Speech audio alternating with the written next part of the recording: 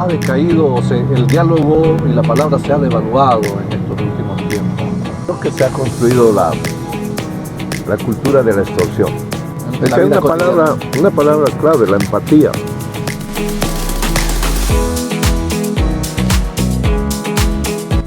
Bien, amigos de Crónica.bo, Placeres Bolivia, nos encontramos acá con un gran amigo, una gran persona, Gracias. un gran ciudadano como es don Javier Bellot. Él es empresario, decíamos, líder de Ciudadanos, siempre está pendiente de que crezcamos como sociedad, que seamos mejores personas, que cumplamos normas, eso, y que todos vayamos adelante. Por eso está acá con nosotros. Y en esta campaña de Unitas, hablando se entiende la gente, ¿quién mejor que don Javier Bellot para hablarnos? Y alguien nos dirá, ¿y por qué estamos acá en este espacio, en este ambiente? Precisamente por eso, porque para hablar, para dialogar, para construir esa paz que todos queremos, necesitamos espacio, necesitamos no siempre una oficina, no siempre 4 paredes. Se trata de eso, don Javier. Gracias primeramente por aceptar nuestra invitación y bueno, aquí no es entrevista, va a ser charla, ¿le parece? Pues claro, muchas gracias Luzgardo y a sus órdenes. Mire, Unitas y un grupo de instituciones están en esto y estamos todos, creo que nos compromete a todos. Y el lema es, hablando se entiende la gente. ¿Cómo lo interpreta este mensaje? A ver, yo pienso que el hombre en todo su proceso de evolución siempre ha buscado los escenarios de paz para poder construir. Si te fijas, las palomas se posan cuando nadie las ahuyenta. Ah, mire. Porque ellas siempre están volando y van a buscar protegerse. Pero una paloma nos está dando la lección más importante para la sociedad, es que ellas van a poder estar tranquilas cuando no hay violencia en torno a ellas. Ojalá pudiéramos hablar con ellas. Lindo, ¿no? Y pudiéramos entender su mensaje, pero claro, hay un mensaje claro ahí. Entonces la sociedad en sí necesita buscar los mecanismos de diálogo y el mejor ejemplo que tenemos es lo que ha pasado en estos últimos 5 años del gobierno del señor Luis Arce Catacora. La ausencia de tener la capacidad de diálogo, la ausencia de buscar consensos, ha llegado al extremo de hacer de que el país entre en crisis por falta de una decisión de la Asamblea, y que el país entre en crisis cuando han habido bloqueos, y eso no está bien, porque por ejemplo para la economía es lo mismo que para las palomas. Para que tú puedas desarrollar una empresa necesitas 3 condiciones clave. 1, paz social. 2, estabilidad política. Y 3, es estabilidad económica. Cuando hay esas 3 variables que están prácticamente estabilizadas, las empresas crecen, crece la economía, se generan oportunidades de empleo, se generan oportunidades de poder intercambiar bienes y servicios entre todos. Entonces, el diálogo siempre da pie para que se pueda construir. El diálogo sin la palabra no es diálogo. ¿Será que nos puede contar una experiencia en la que una palabra bastó para bajar tensiones o para solucionar un conflicto? Usted que siempre ha estado ahí mediando bajo ese concepto, esa lógica. Mira, en toda la etapa empresarial siempre se generan tensiones. Exacto. Con proveedores, tensiones entre competidores, tensiones entre actores, entre socios a veces.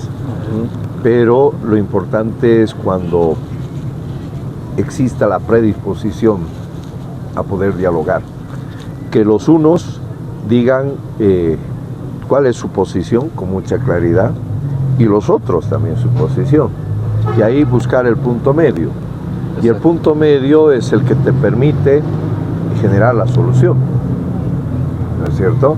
Entonces, y eso, por ejemplo, en mi vida, en mi paso por la federación, hemos tenido momentos muy críticos, ¿no es cierto?, donde hemos consultado, por decirte, a quienes estaban en conflicto bloqueando, preguntarles cuál era la solución alternativa a un bloqueo que nos estaba haciendo daño.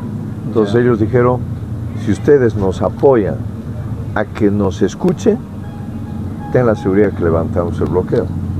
Entonces en ese mismo instante tomé el teléfono, llamé a la autoridad y le dije, ¿cómo es posible que no hayamos podido atender esta demanda si era cuestión de voluntad? Dice, no, es que lo que pasa es de que ellos quieren algo más. Entonces le puse en altavoz y le dije, señor dirigente, es que quieren ustedes algo más. ¿Qué es el algo más? Claro, no supo qué decir. El algo más era de que querían conseguir de que también se incluya a alguien de la zona en el equipo técnico de la autoridad. Yo le dije, pero ¿por qué no lo hablaron así? Sencillo, ¿no? Claro. Entonces la autoridad dijo, no tenemos inconveniente en incorporarlos. Entonces levantó el bloqueo. ¿Por qué cree, don Javier, que ha decaído, o sea, el diálogo y la palabra se ha devaluado en estos últimos tiempos como una base para precisamente construir paz, construir desarrollo a partir de ahí? Creo que se ha construido la cultura de la extorsión. ¿Ah, sí? Si tú no haces lo que yo te digo, te voy a bloquear. Y bloquea. Y así se inicia el espacio de diálogo. Entonces, yo pienso que tenemos que superar ese defecto, porque nada se va a poder conseguir extorsionando, ¿no es cierto? Hay que decir las cosas con mucha claridad. Esto es lo que a mí me interesa y esto es lo que quiero lograr. Ahora, si la otra parte no tiene voluntad a buscar soluciones, si la otra parte no tiene voluntad a acceder a una demanda del otro actor, hay otras vías. Buscar un tercero, como lo que aconteció, que te digo, cuando fui a solicitarle al dirigente que levanten el bloqueo, me convertí en el tercero, pero no un tercero apoyador, sino un tercero viabilizador del problema. Claro. Entonces, yo pienso que lo que hay que trabajar intensamente es en superar la cultura de la extorsión. Ya, la cultura de la extorsión. Pues Javier, y eso necesariamente conlleva educación.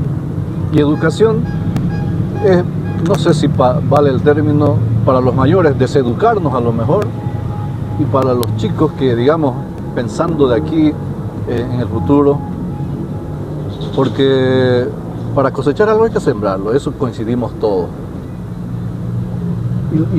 Y sembrar significa desde pequeño, y eso tiene que estar en un sistema educativo, tiene que estar en una estructura que la sociedad misma esté involucrada desde el más pequeño hasta el más grande. Querido Luzgardo,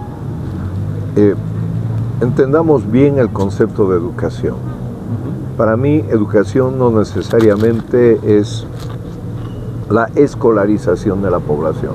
Exacto. La educación es también el ejemplo y la actitud que se asume. Por ejemplo, fíjate cómo estoy vestido. Y he promovido siempre el consumo de la producción nacional.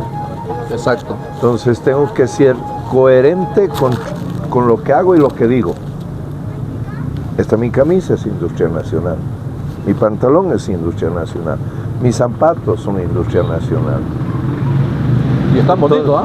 Pero claro, y me veo bien, me siento simpático. Bueno, no sé cómo verá la gente, pero yo me siento bien. Entonces, el ejemplo es la mejor referencia. Entonces, cuando hablamos de educación, cuando hay y esto lo he podido percibir durante la pandemia, Ya. recordarás tú de que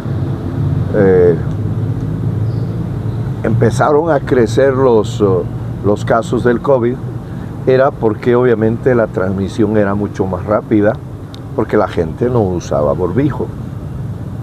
Pese a que había una disposición de que todos deberían de usar barbijo, pero primero el alcalde no usaba barbijo, la policía no usaba barbijo, y nadie podía pedir de que use barbijo. Claro, había una incoherencia en todo eso, ¿no? Y recuerda tú de que el 4 de enero del año 2021 tuve que salir con mi megáfono, claro, con mi barbijo y con mi chaleco a decir: señor, señora, póngase barbijo, por favor. Todos lo recordamos eso. Y caminamos por toda la ciudad, y caminamos por otras ciudades, y logramos de que el 90% de la población use barbijo. ¿Y qué sucedió?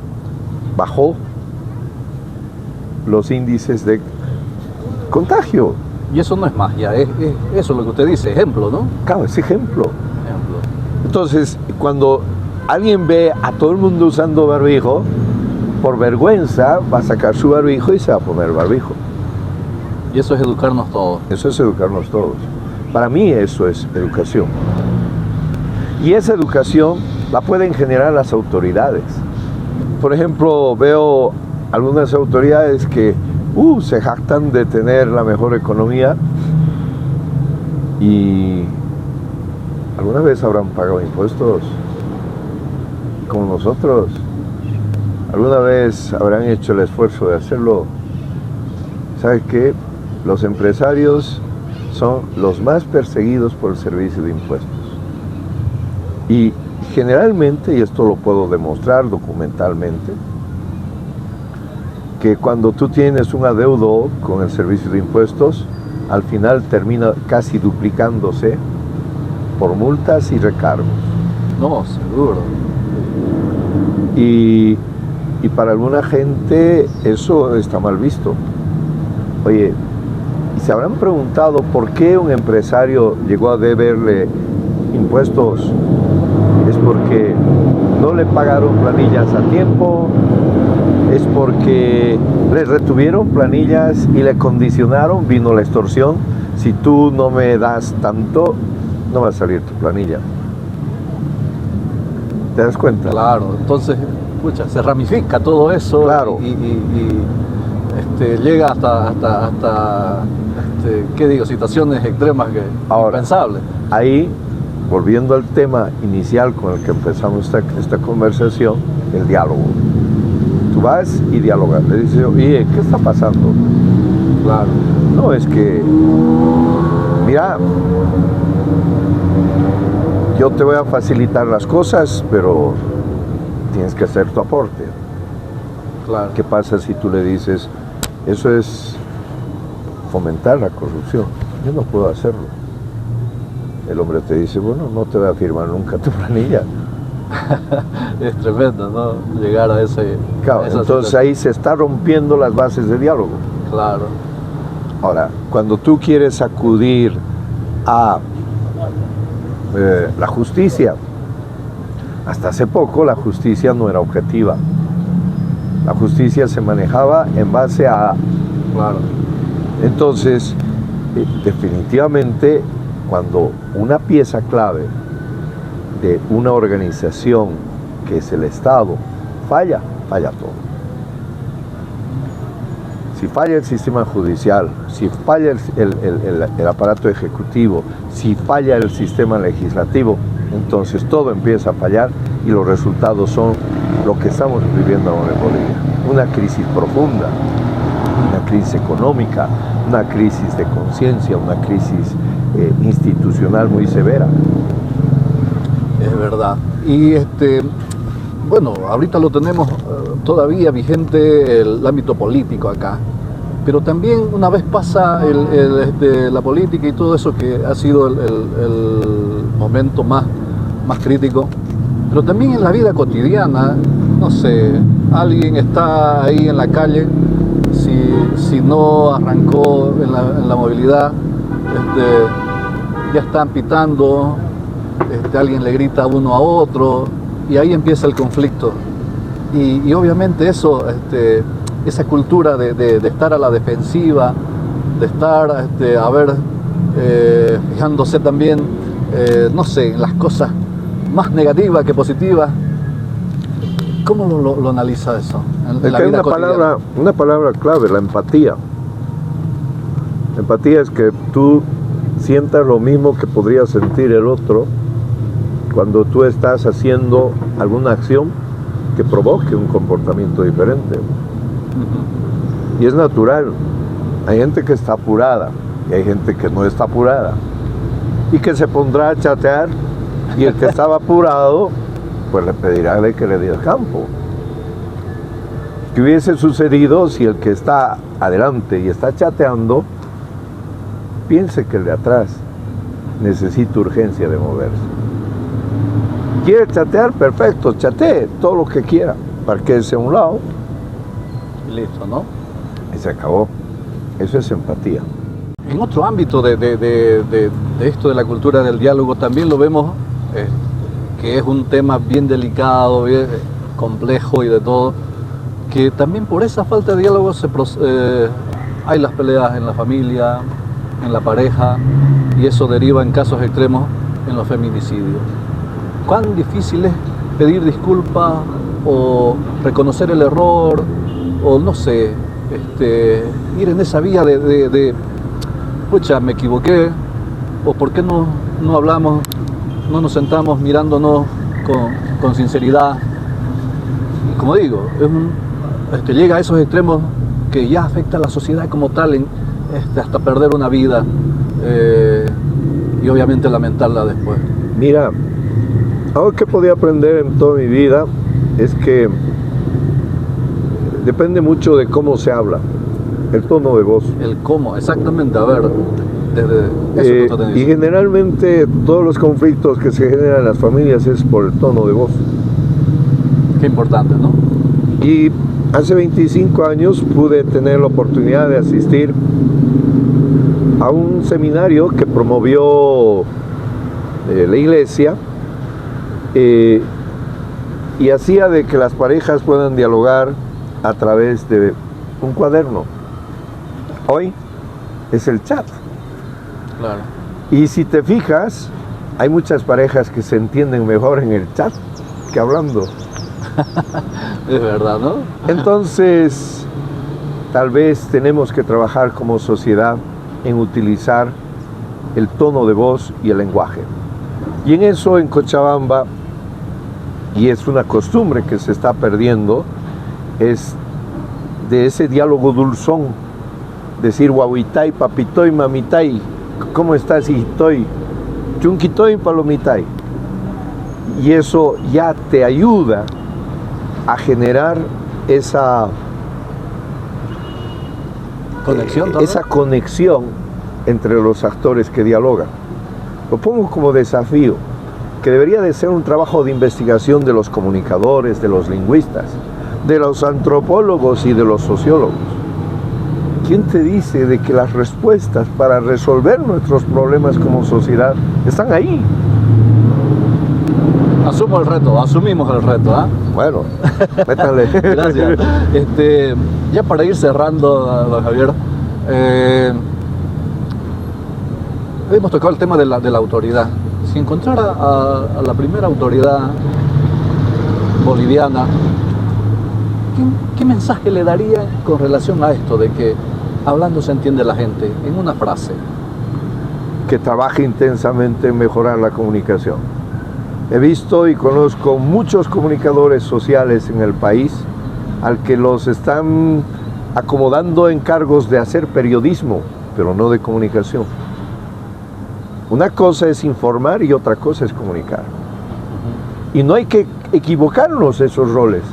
Pues son fundamentales y no los tomamos en cuenta prácticamente, ¿no? Pero claro, es que si hay algo que es importante, y esto lo debo hacer público, hay dos personas de las que he aprendido mucho. Uno es Amparo Canedo, que es una comunicadora, que es mi compañera de curso además, a quien le pedí de que me dé una referencia para ver cómo debería de mejorar mi gestión en la Federación de Empresarios. Y ella me dijo en 3 palabras: Javier, el problema del empresariado es que informa, no se comunica. Deben buscar ustedes los mecanismos de comunicarse mejor. Y otra persona de quien aprendí muchísimo y me enseñó, Leslie Lafuente, Claro. que me dijo: el momento en que tú sepas utilizar los términos adecuados y el tono adecuado, vas a tener éxito en la comunicación. Si tú eres muy duro, pero tu mensaje es conciliador, los dos van a entrar en contradicción y no sirve. Entonces, si hemos entendido muy bien esa reflexión y esa lección que dan estas dos personas, creo que hemos dado un gran paso. Javier, para finalizar, si tuviera la oportunidad de pintar un mural y escribir una frase para que vean los niños, ¿se imagina, o traslademos a ese momento, qué frase pondría? Es que todo es cuestión de oportunidades. ¿Ya? Y nos demos oportunidades todos. Perfecto. Bueno, amigos de Placeres Bolivia, Crónica.go, esta ha sido una charla, mire, con los heladitos que, ¡Sacó! que vienen bien y un clima tan bonito acá, primaveral, con calor, con don Javier Bellot, que nos ha dado esos términos adecuados para que, y el reto también de asumir cada uno de nosotros esto, dialogar, charlar, ver tu punto de vista, el mío, buscar ese término medio y no solo informar lo que último que decía, sino comunicar. Y eso porque nos hace falta al país, nos hace falta como sociedad, nos hace falta en Cochabamba, en todas partes. Y ojalá podamos precisamente recoger toda esta sapiencia, toda esa sabiduría de don Javier para que podamos construir esa sociedad de diálogo, esa sociedad de paz que tanto nos hace falta. Gracias a Unitas y a las instituciones que hacen posible esta realización. Y bueno, estaremos en otro momento insistiendo tal vez en este aspecto. Será hasta entonces.